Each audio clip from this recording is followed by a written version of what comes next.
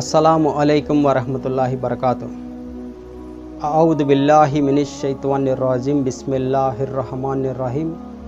రబ్బి ష్రహ్ లీ సదరీ వయస్సిర్ లీ అమ్రీ వహ్లుల్ ఉక్దతం మిన్ లిసానీ యఫ్కహూ ఖౌలీ. రబ్బి జిద్నీ ఇల్మా సుబ్హానక లా ఇల్మ లనా ఇల్లా మా అల్లమ్తనా ఇన్నక అంతల్ అలీముల్ హకీం.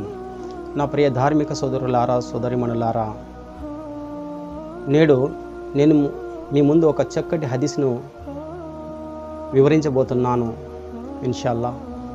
ఆ యొక్క హదీస్ ఏమిటంటే, హజరత్ అబూ హురైరా రజియల్లా కథనం ప్రకారం ప్రవక్త సల్లల్లాహు అలైహి వసల్లం వారు ఈ విధంగా తెలియజేశారు. అల్లా ఏ దాసుడినైనా అభిమానిస్తే ముందుగా జిబ్రాయిల్ అలైహిస్సలాం వారిని పిలిచి, ఓ జిబ్రాయిల్, అల్లా ఫలానా దాసుడిని అభిమానిస్తున్నాడు కనుక నీవు కూడా ఆ యొక్క దాసుని అభిమానించు అని తెలియజేస్తాడు. దానికి జిబ్రాయిల్ అలైహిస్సలాం వారు కూడా అల్లా యొక్క ఆజ్ఞ మేరకు అల్లా ఏ దాసుడినైతే అభిమానిస్తాడో ఆ యొక్క దాసుని జిబ్రాయిల్ అలైహిస్సలాం వారు కూడా అభిమానించడం ప్రారంభిస్తారు. ఆ తర్వాత ఆకాశాలలో ఒక ప్రకటన గావించబడుతుంది. జిబ్రాయిల్ అలైహిస్సలాం వారు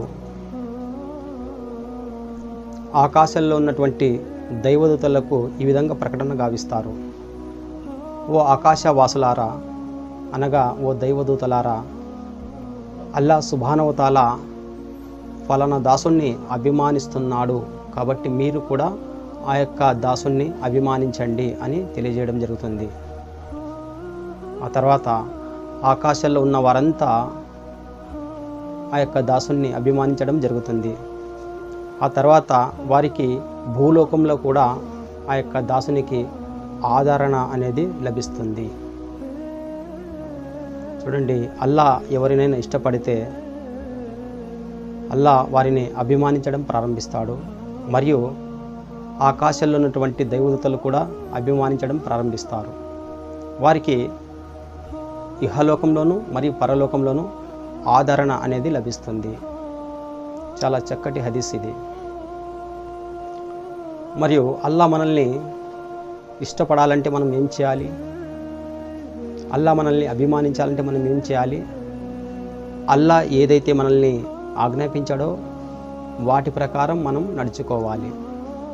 ప్రవక్త సల్లల్లాహు అలైహి వసల్లం వారు ఏదైతే మనకి ఆచరించి చూపించారో ఆ యొక్క సున్నత్ ప్రకారం నడుచుకోవాలి.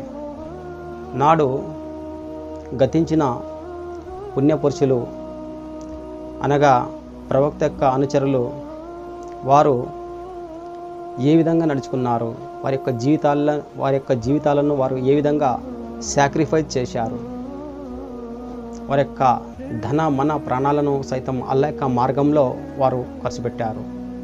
కాబట్టి అల్లా సుబ్హానహు వ తఆలా వారితో రాజీ అయ్యాడు. అందుకోసమే అల్లా సుబ్హానహు వ తఆలా ఖురాన్ గ్రంథంలో తెలియజేస్తున్నాడు, రజీ అల్లాహు అన్హుం వ రజు అన్హు. అల్లా వారి పట్ల ప్రసన్నుడయ్యాడు, వారు కూడా అనగా గతించిన పుణ్యపురుషులు కూడా అల్లా పట్ల సంతోషపడ్డారు. కాబట్టి మనం నిజంగా గతించిన పుణ్యపురుషుల యొక్క మార్గంలో నడిచేవారైతే అల్లా పట్ల మనం అచంచలమైన విశ్వాసం కలిగి ఉండాలి. దేవప్రవక్త సున్నత్ ప్రకారం జీవితాన్ని గడపాలి. అప్పుడే అల్లా సుబ్హానహు వ తఆలా మనల్ని ఇష్టపడతాడు, మనల్ని అభిమానిస్తాడు. కాబట్టి సోదరులారా, అల్లా సుబ్హానహు వ తఆలా మనందరినీ కూడా ఆయన యొక్క ఇష్టం ప్రకారం జీవితాన్ని గడిపే సద్బుద్ధిని ప్రసాదించుగాక. ఆమీన్ సుమ్మ ఆమీన్. అస్సలాము అలైకుం వరహ్మతుల్లాహి బరకాతు.